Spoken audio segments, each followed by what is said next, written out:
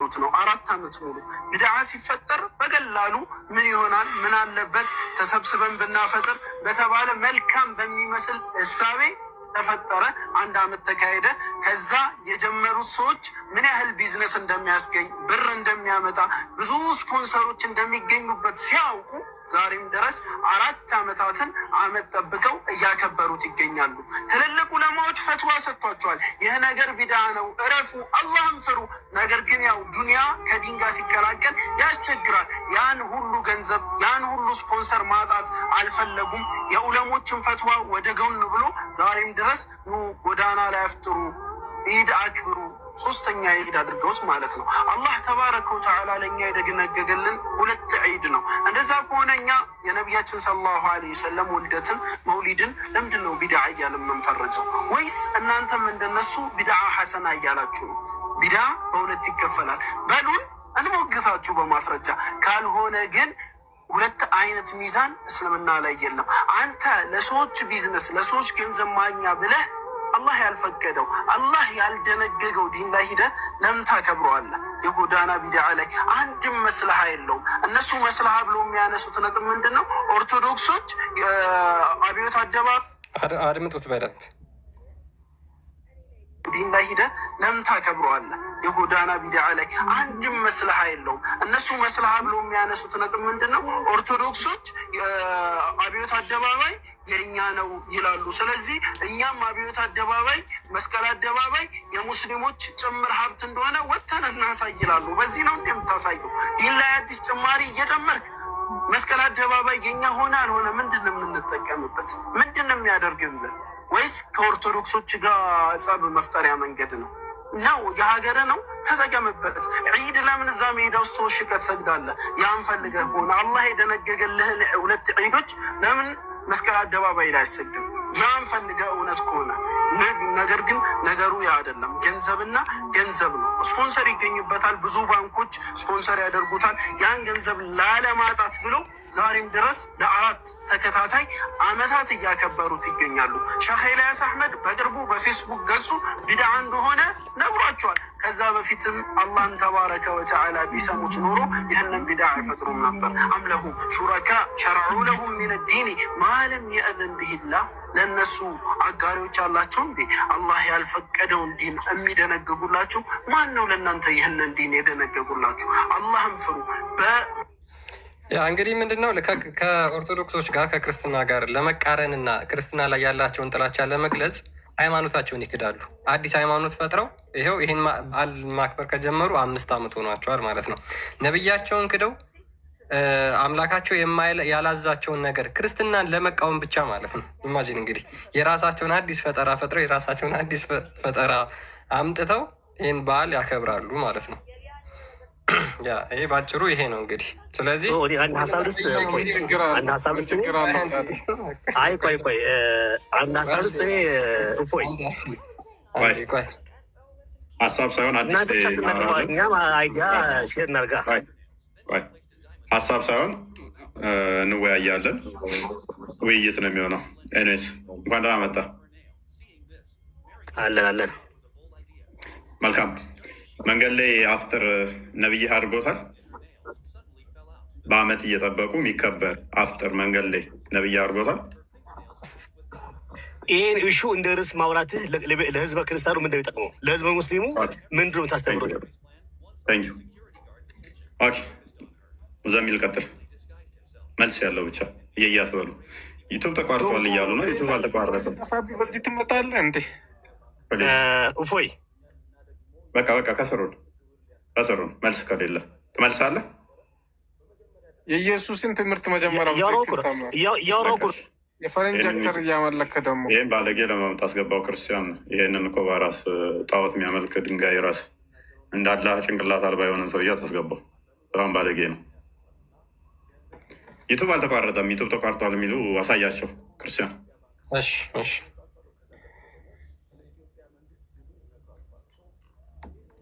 ስለዚህ የእናንተን ኡስታዞቻችሁን ሄዳችሁ እኮ ነው። ለምንድን ነው እሱ ይህንን አጀንዳ አድርጋችሁ ለምንድን ነው እሱ ቢድዓ ነው የምትሉት? ለምንድን ነው ብላችሁ ማለት እናንተን ነው።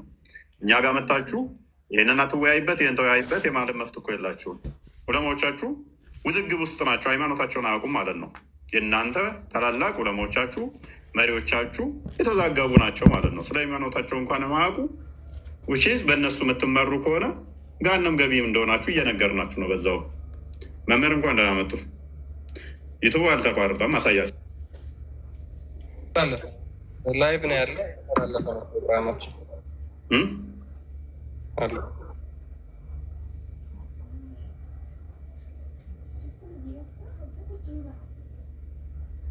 የሰዎቹ ኔትወርክ ነው እና ከሰዎቹ ኔትወርክ ዩቲዩብ ላይ ሲሄድ የእፎይ ድምፅ ይሰማቸው እንደዛ ይጋጠማል መሀል ላይ እንጂ አልተቋረጠም። ዩቲዩብ እያየሁት ነበር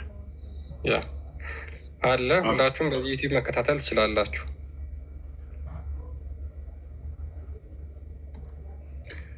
መልካም እሺ። መሐመድ እንኳን ደህና መጣ። ሰላም ወንድሙ፣ ሰላም ነው። እንዴት ነህ? አለን። ኦኬ። የጎዳና ላይ አፍጥር ተከታታይ እንትን ትላለህ፣ ትደግፋለህ? አይ እንደዛ ያለውን አልገድፍም። ኦኬ። ነቢዩ መንገድ ላይ ተቀመጡ ያለውን ስለዚህ መንገድ ላይ መቀመጥና እንደዛ ማድረግ ነብዩ አድርጎታል። እስኪ ከኔ የተሻሉትን አስገባና ልማር ነው ቁጭ ብዬ ልማር ነው የገባሁት። ኦኬ እሺ። ከላ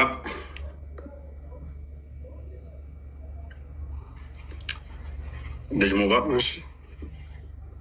ኦኬ። እንኳን እንዳመጣ እኔ ስኔጋ እንትን አካውንት እንትን እያለብኝ ነው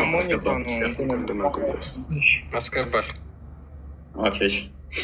ኦኬ ጥያቄያችን ምን እነሱ የጎዳና ላይ አፍጥር በአመት የሚደረገውን ይህን ነብዩ አድርጎታል የሚል አፍጥረዋል። ነቢ ሰለላሁ ዐለይሂ ወሰለም አፍጥረዋል ጎዳና ላይ ማለት ነው።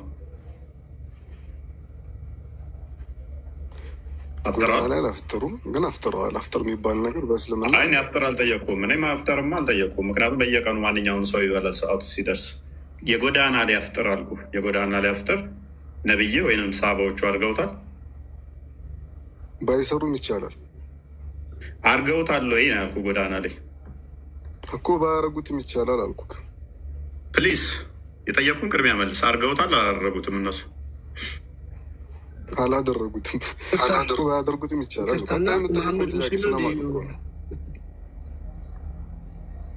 መሐመድ ሙስሊም ነው ጠይቀው እና እስከ ሪፖስቱ ትንሽ ልክ አይደለም። መሐመድ ሙስሊም ነው አይደለም?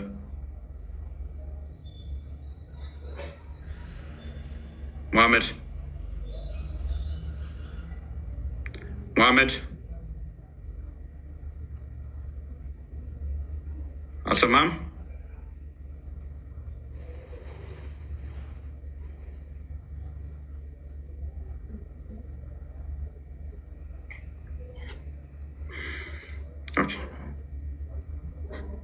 አይሰማም። እንደ ሱፊ ሆኖ ሲያወራ ነበር ይመስለኛል። ማመዳለ ይቀጥል። እሺ ማንኛው ነበር እያወራ ያለው? ካላ ቀጥል።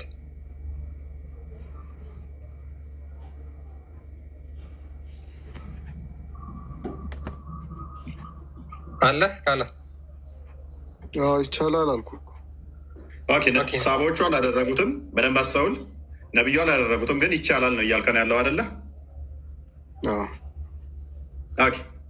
ስለዚህ ነብይህ እና ሳቦቹ አላደረጉት፣ ነገር ግን ይቻላል። ዊች ሚንስ በሃይማኖት ላይ ማክበር አንድ ቢዳ ጨምረዋል ማለት ነው። እናመሰግናለን። ታዲያ ለምንድን ነው እሱ? እንደዛ ከሆነ ኔክስት ሌላ መጨመር ትችላላችሁ ማለት ነው። የምታከብሩትን ማለት ነብይና ሰሃባዎቹ ያላደረጉትን መጨመር የምችሉ ከሆነ ሱራ 5:3 ላይ ሃይማኖታችሁ ዛሬ ሞላውላችሁ የተባለው ያልተሞላ ነገር ነበረ። አላህ የሰዓታት የዘነጋት የረሳት አንድ ነገር ነበረች። እሷ ምን ትባላለች? የጎዳና ላይ አፍጥር። አላህ ረስቷት ነበረ ማለት ነው እሷን ነገር። አይ ተፍሲር ከፍተህ ማየት ትችላለህ። ሞላ የተባለው ሃይማኖታችሁ ተፍሲሩን ከፍተህ ውስጥ ከፍተው ሃይማኖታችሁ እኮ ህግጋቱ እኮ አይደለም። ተፍሲር አሁንም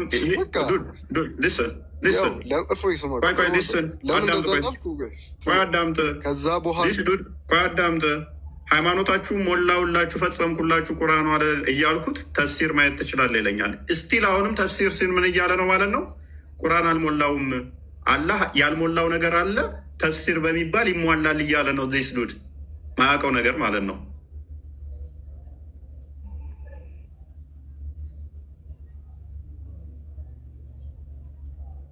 ቁርአኑ ተብራርቷል። ቁርአኑ ተብራርቷል ብሮ። ቁርአኑ ተብራርቷል። ቁርአኑ ተብራርቷል።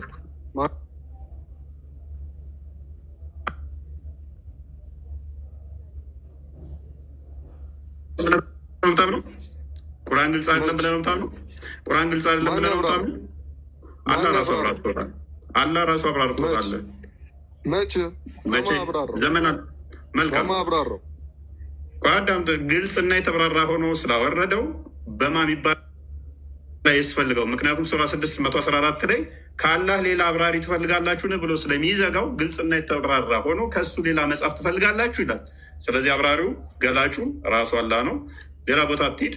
ኤኒዌይስ የመንገድ ላይ አፍጥር ስማኝ። ሱረቱ ናሕል ላይ ነቢ ሰለላሁ ዐለይሂ ወሰለም እኛ ቁርአን አውርደናል ለሰዎች እንድታብራራ ብሏል። ስለዚህ አብራርቶ ቢያወርደው ኖሮ እሱ ማለት ምን ማለት ነው? እሱ ማለት ደግሞ ምን ማለት ነው? ሙሐመድ አላህ የተብራራውን ይሰጠዋል። ያንን የተብራራውን ለሰዎች ይነግራቸዋል።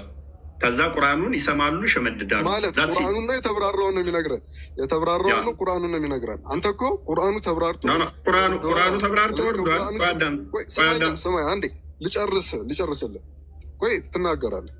አንተ እያልክ ያለው ቁርአኑ ተብራርቶ ወርዷል ማለት ስታነበው ራሱ የተብራራ ነው። ምንም የሆነ ሙሐከል የሆነ ንግግር አይደለም፣ የተሳሰረ ንግግር አይደለም፣ መፍታት የሚጠበቅብህ ንግግር አይደለም ነው ያልከው መጀመሪያ። ከዛ ቀጥለ ነቢ ሰለላሁ ዐለይሂ ወሰለም አብራሪ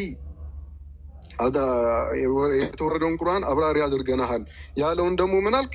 አይ ነቢ ሰለላሁ ዐለይሂ ወሰለምን የማብራሪያውን ሰጥቷቸው እንዲያብራሩ አድርገው። ስለዚህ ከቁርአን ውጭ ሌላ ማብራሪያ አለ ማለት ነው።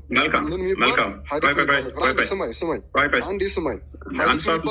ስማኛ ልጨርስ።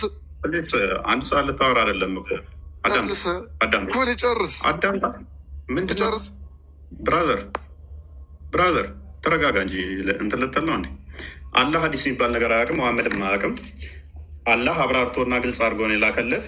ማንበቡ በአንተ ላይ ነው። አንተ ምንድነው አንተ ው ስማኝ፣ የዝቀጠ ንግግር አትናገር። ዝቀት ይላል ያዝቀጠና ከሰሮነ ታደርጋለህ አለ። አትጨማለቁ። ማን የዘቀጠው? የምን ዝቅጠት ነው አሁን የተናገርኩት? እኔ ስድብ ነገር ተናገር ያለው ማብራራቱ ከኔ ነው። አንተ ታነባለህ ነው። ኖስ አትጨማለቁ። እድል ሲሰጣችሁ አትጨማለቁ። ስድብ ውስጥ አትግቡ። ኦኬ አብዱልከሪም ኦኬ። ከስር ያለው ይሄ የሊቨርፑል አርማ ያለው አታስገባው። ፌሱ ኦኬ። እኔ የዘቀጠ ያልኩት ደግመን ስድብ ውስጥ ደግመን የሚሰራ ሰው አላህ አቆም አይባልም። አስለ እረፍ፣ አትጨማለቁ። ስርዓት ጠብቅና የተጠየቀውን ብቻ እንትን በል። ዝቅጠት ምናምን የሚል ደግመህ እንዳትናገር። ኤኒዌይስ ነብዬ ያላከበራቸው ሰቦችም ያላከበሯቸው እናንተ የምታከብሯቸው እንዳሉ ተስማምተናል እዚህ ላይ አይደለ? ይሄ ደግሞ ይቻላል። ማስረጃ እመጣልሃለሁ። ና ከፍ በላ ክርስቲያን ና ከፍ በል እናንተ መንገድ ላይ አፍጥሩ የሚል አንድ ጥቅስ ብቻ ብዙ አይደለም የምፈልገው። ያን ክፈትልኝ። ነቢ ሰለላሁ ዐለይሂ ወሰለም ያልሰሩትን መስራት እንደሚቻል ክፈትልን። ክርስቲያን ሙስሊም 1017 ክርስቲያን ትልቁ ላይ አድርገው ያርግላለሁ። መንገድ ላይ ማፍጠር ማለት ነው። መንገድ ላይ ደግሞ እንደከለከሉ ሰጠና ሁለቱም ታስማማልኛለህ። መንገድ ላይ ማፍጠር አላልኩም። መንገድ ላይ ማፍጠር አላልኩም። በጥቅሉ መንገድ ላይ ማፍጠር ከልክለዋል። መንገድ ላይ ማፍጠር ካልሆነ እያልከኝ ያለው ምን ያደርግልኛል? መንገድ ላይ ማፍጠር ከልክለዋል። መንገድ ላይ ማፍጠር አይቻልም። መቀመጥም ከልክለዋል። ቆይ አንዴ ቆይ እየሰማኝ አንተ አሁን አይቻልም የምትል ከሆነ እንደማይቻል ማስረጃ ታመጣል። ነቢ ሰለላሁ ዐለይሂ ወሰለም መንገድ ላይ ማፍጠር ይቻላል። የከለከልኳችሁን ነው ተከልከሉ ያሉት። የከለከልኳችሁን ነው ተከልከሉ ያሉት ነቢ ሰለላሁ ዐለይሂ ወሰለም። ጨረስ ጨርስ ሰማለኛ። አይ እኔ ያንተ አይሰማም ነበር፣ አሁን የተሰማኝ ነው። ይሰማል። ነቢ ሰለላሁ ዐለይሂ ወሰለም የከለከሉ ስለዚህ ማን ሀይቱኩም አይኑ ፈንተሁን ያሉት የከለከልኳችሁን ተከልከሉ ስላሉ ሳይከለከሉን አንተ አይቻል የምትል ከሆነ ይሄ አንድ ማስረጃ ማምጣት ያስፈልጋል። ንግግራቸውን ወይ ከቁርአን ወይም ከሀዲት ማለት ነው። አንድ በል። ሁለተኛ ደግሞ ነቢ ሰለላሁ ዐለይሂ ወሰለም ያልሰሩ ስራሽ ምንም ያላዘዙትም ያልከለከሉ ማን ላይ የቀረ ነገር ከነቢ ሰለላሁ ዐለይሂ ወሰለም ዘመን ባሪያ ያልከለከሉትም ያላዘዙትም ማለት ነው። ከሁለት ውጭ ያለ ስራ መስራት እንደሚቻል ማስረጃ አመጣላለሁ። ምን ከሆነ በጥቅሉ ዲነል ኢስላም ውስጥ የሚገባ ከሆነ በጥቅሉ ዲነል ኢስላም ውስጥ የሚገባ ከሆነ በጥቅሉ ዲነል ኢስላም የማይከለክለው ከሆነ ማለት በጥቅሉ ስል ምን ለማለት እንደፈለግ ስታየው ትረዳለህ። ክፈተው አንዴ 1017 ሙስሊም ላይ 1017 አንድ በል አዳምጠና የኔ አልሰማም እንዴ? ኧረ ይሰማል። ልጁ አውቆ ነው። ስለዚህ ምንድነው እሱ ያለን ሙሐመድ የፈቀደው እስቲ አደረብ ሎክ እየተሰማኝ ሙሐመድ የፈቀደው ድምፅ ብቻ ነው ማለት ቪዲዮ እንቅስቃሴውንም እየታየኝ አይደለም። ሀይ በደንብ አስተውሉ። ሆን ብሎ ነው እየረበሻለ ሰው። እሺ በድምፅ አይ በድምፅ ወይ እንትን እንበል በቃ ሆን ብላ ነው እየረበሽ ያለው። እኔስ ሙሐመድ የፈቀደው ተፈቅዷል፣ የከለከለው ተከልክሏል። አንድ ሁለተኛ ደግሞ አንድ ጥቅስ የለም በጎዳና ላይ አፍጥሩ የሚል ሁለት ሶስተኛ ደግሞ መንገድ ላይ ነብዩ አላደረገውም፣ ሰሃቦቹ አላደረጉትም። ሱና የሚባል ነገር አለ በእስልምና ውስጥ። አንደኛ ቁርአን ላይ ዛሬ ሃይማኖታችሁን ሞላውላችሁ ፈጸምኩላችሁ የሚል አለ። ሞላውላችሁ ፈጸምኩላችሁ ካለ አዲስ ነገር መፈጥረው ነገር የለም።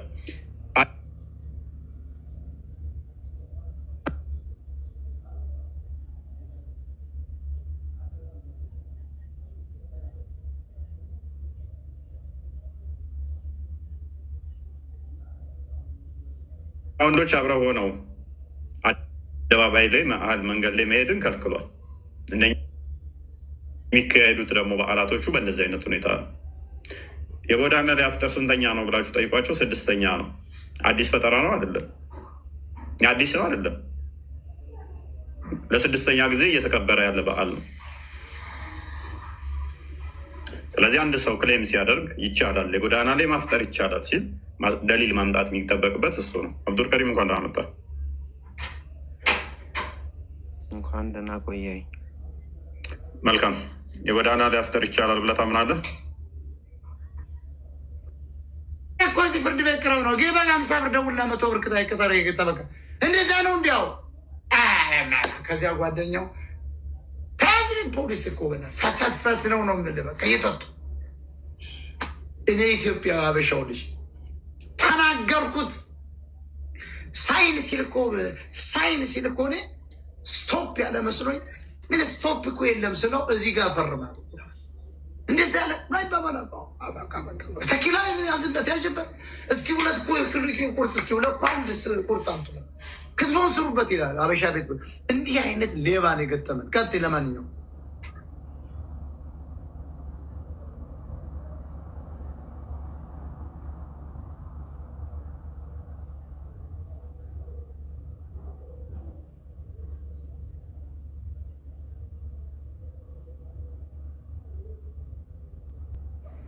ምረውተዋል። ቋንቋ እውቀት ነው፣ ውሸት ነው። ቋንቋ እውቀት አይደለም የሚሏቸው እውቀት ነው። ይዘናው ልጅ ቋንቋ ሳችል ተግባባ አይችልም።